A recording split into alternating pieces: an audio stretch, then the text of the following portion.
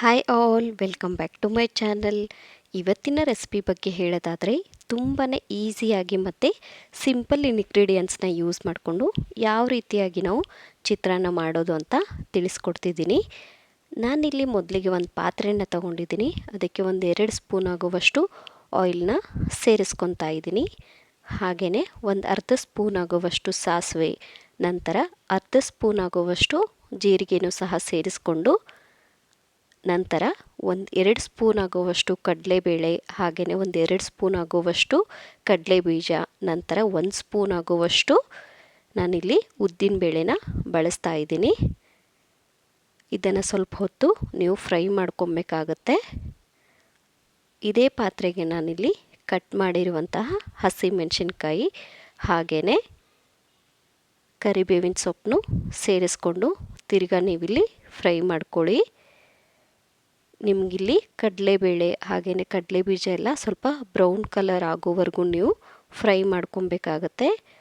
ಅರ್ಧ ಸ್ಪೂನ್ ಆಗುವಷ್ಟು ಅರಿಶಿನ ಪುಡಿನ ಬಳಸ್ತಾ ಇದ್ದೀನಿ. ನೀವಿಲ್ಲಿ ನೋಡ್ತಿರ್ಬೋದು, ನಮ್ಗೆ ಆಲ್ರೆಡಿ ಫ್ರೈ ಆಗಿದೆ. ಇವಾಗ ನಾವಿಲ್ಲಿ ಮಾಡಿಟ್ಟಿರುವಂತಹ ವೈಟ್ ರೈಸ್ನ ಸೇರಿಸ್ಕೊಬೇಕಾಗತ್ತೆ. ಈ ಟೈಮಲ್ಲಿ ಬೇಕಾದರೆ ನೀವು ಉಪ್ಪನ್ನು ಸಹ ಸೇರಿಸ್ಕೊಬೋದು. ನಾನಿಲ್ಲಿ ರೈಸ್ಗೆ ಉಪ್ಪು ಜಾಸ್ತಿ ಆಗಿದೆ ಅಂತ ಉಪ್ಪನ್ನ ಬಳಸ್ತಾ ಇಲ್ಲ. ಸಣ್ಣದಾಗಿ ಕಟ್ ಮಾಡಿರುವಂತಹ ಕೊತ್ತಂಬರಿ ಸೊಪ್ಪನ್ನ ಸೇರಿಸ್ಕೊತಾ ಇದ್ದೀನಿ. ನಂತರ ನಾನಿಲ್ಲಿ ಅರ್ಧದಷ್ಟು ಲಿಂಬೆಹಣ್ಣನ್ನು ಕೂಡ ಬಳಸ್ತಾ ಇದ್ದೀನಿ. ನೀವು ಲಿಂಬೆಹಣ್ಣು ಬಳಸೋದ್ರಿಂದ ನಿಮಗೆ ಚಿತ್ರಾನ್ನ ತುಂಬ ಟೇಸ್ಟಿಯಾಗಿ ಬರುತ್ತೆ. ಸೊ ನೋಡಿ, ಒಗ್ಗರಣೆ ಮತ್ತು ರೈಸ್ನ ನೀವು ನೀಟಾಗಿ ಮಿಕ್ಸ್ ಮಾಡಿಕೊಂಡ್ರೆ ನಿಮಗಿಲ್ಲಿ ಚಿತ್ರಾನ್ನ ರೆಡಿ ಆಯಿತು. ಸೊ ನೀವಿಲ್ಲಿ ಇದನ್ನು ಈಸಿಯಾಗಿ ಸರ್ವ್ ಮಾಡ್ಕೊಬಹುದು. ನಿಮಗಿಲ್ಲಿ ಬೆಸ್ಟ್ ಕಾಂಬಿನೇಷನ್ ಅಂದರೆ ನೀವು ವಡೆ ಜೊತೆ ನೀವು ತಿನ್ನಬಹುದು.